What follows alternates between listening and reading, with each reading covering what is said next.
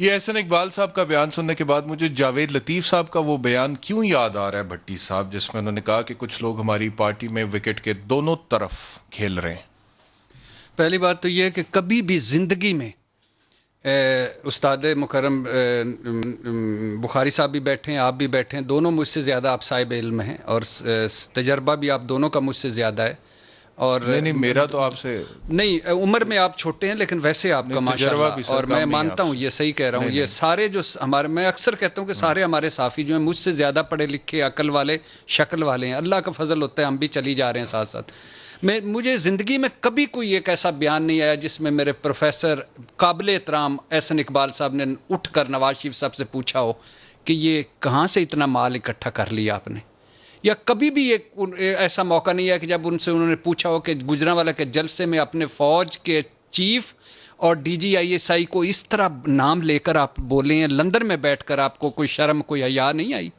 آپ مجرم ہیں، آپ اشتہاری ہیں، آپ جعل ساز ہیں، آپ نے، میری سپریم کورٹ نے کہا ہے کہ آپ نے عدلیہ، عوام اور پارلیمنٹ کو بیوقوف بنایا ہے، آپ لٹیرے ہیں، آپ لٹ کے گئے ہوئے ہیں، آپ علاج کے لیے گئے ہیں، اس حکومت نے آپ کو بھیجا ہے، ترس کھا کر 6 درخواستیں آپ نے دی تھیں رحم کی، آپ 12 بیماریاں، آپ 17 دوائیاں کھاتے ہیں، آپ کے پلیٹلیٹس اتنے تھے، آپ اس پورے، آپ کے بارے میں اسلام آباد ہائی کورٹ کہہ چکا ہے کہ تضحیق کر کے گئے ہیں پورے نظام کو، چیٹ کر کے گئے ہیں پورے نظام کو، اور آپ اشتہاری مجرم اور نااہل ہو کر اس طرح آرمی چیف اور ڈی جی آئی کے بارے میں بولتے ہیں۔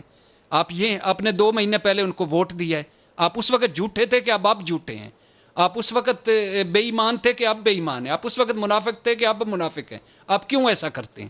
کبھی پوچھا ہے انہوں نے؟ نہیں پوچھا۔ کیوں نہیں پوچھا؟ کیوں؟ یہ کوئی تک ہے؟ یہ کوئی کرنے والی بات ہے کہ آپ لندن میں بیٹھ کے ویڈیو یہ جمہوریت کا حسن ہے؟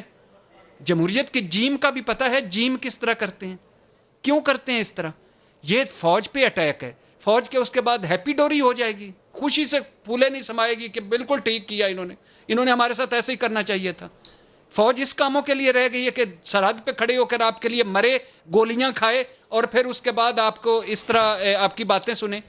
کوئی اپنے بچے کرے نا فوج میں جا کے، جی تنخواہ لیتے ہیں، جی آپ بھی اسمبلی میں تنخواہ لیتے ہیں، 2.5 سال میں کیا اسمبلی میں آپ نے ہمارے لیے کیا ہے؟ ایک کام بتائیں اس پچھلے 2.5 سال میں اسمبلی میں جس میں یہ سارے کیا کیا ہے؟ آپ کیا کرنا چاہتے ہیں ہمارے ساتھ؟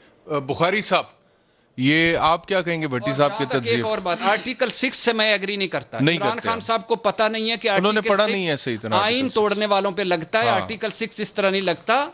یہ غداری، چلو سر تسی مطلب سمجھ جاؤ، غداری کی اور کافر ہونے کے فتوے بند کر دیں، یہ نہ لگائیں، اکاؤنٹیبل کریں لوگوں کو۔ وہ وزارت داخلہ کو دے دی ہے، سیکریٹری داخلہ کو اختیار کہ وہ بغاوت کے مقدمے درج کر سکتے، نہیں کر سکیں گے نا، یہ ڈی جے بٹ سے آگے کچھ کر نہیں سکتے۔ جی بخاری صاحب، میں بہت حد تک ایگری کرتا ہوں جو بھی بھٹی صاحب نے کہا ہے، لیکن وہ تھوڑا سا آدھا گلاس جو خالی ہے اس کی طرف میں ذرا اشارہ کرنا چاہوں گا۔ وہ یہ کہ اس میں کوئی شبہ نہیں ہے کہ اس وقت جو بیانیہ ہے وہ مسلم لیگ نون کا ہے یا پی ڈی ایم کا ہے، اس میں فوج کے بارے میں جس طرح کی ہرزہ سرائی کی جا رہی ہے اس کو کسی صورت قبول نہیں کیا جا سکتا۔ لیکن ذرا دوسری طرف آئیں، میں کچھ حقائق آپ کے سامنے رکھنا چاہتا ہوں، وہ ذرا غور سے سنیے، پھر بھٹی صاحب سے بھی ان کی رائے لیں گے۔ میرا ذاتی خیال یہ ہے کہ یہ ایک بیانیہ چھوڑ کے، چونکہ اس وقت وہ اقتدار سے باہر ہیں، چونکہ اس وقت nothing is on their side, وہ ریٹرک میں جو کچھ بول رہے ہیں لوگ اتنا ہی اس کا اعتبار بھی کرتے ہیں۔ ذرا آ جائیں حکومت کی طرف۔ مجھے یہ بتائیے، جب حکومت کا ہر شخص عمران خان سمیت یہ کہے کہ جی ضیاء الحق کے جوتے چاٹ کے تو یہ بنے تھے چیف منسٹر اور پھر اس کے بعد پرائم منسٹر، جنرل جنانی کے چھت کے جگلے لگا کے یہ اقتدار میں آئے تھے، جب فیاض الحسن چوہان صاحب ہمیں یہ کہیں کہ جناب یہ 134 ایریاز ہیں جن کے پیچھے وردی ہے، جن کے پیچھے فوج ہے، جب آپ بار بار فوج کو گھسیٹ کے لاتے ہیں اور ہر سوال کے جواب میں چھتری اوڑھ لیتے ہیں اس کی، تو یہ بتائیے کون ذمہ دار زیادہ ہے فوج کے خلاف عرضہ سرائی میں؟ میں آپ کو ذمہ داری کے ساتھ یہ کہہ رہا ہوں کہ فوج اتنی 70 سال میں اتنا کچھ اس کے اوپر ملبہ نہیں ڈالا گیا جتنا ہماری اس پی ٹی آئی کی حکومت نے 2 سال کے اندر ڈالا ہے۔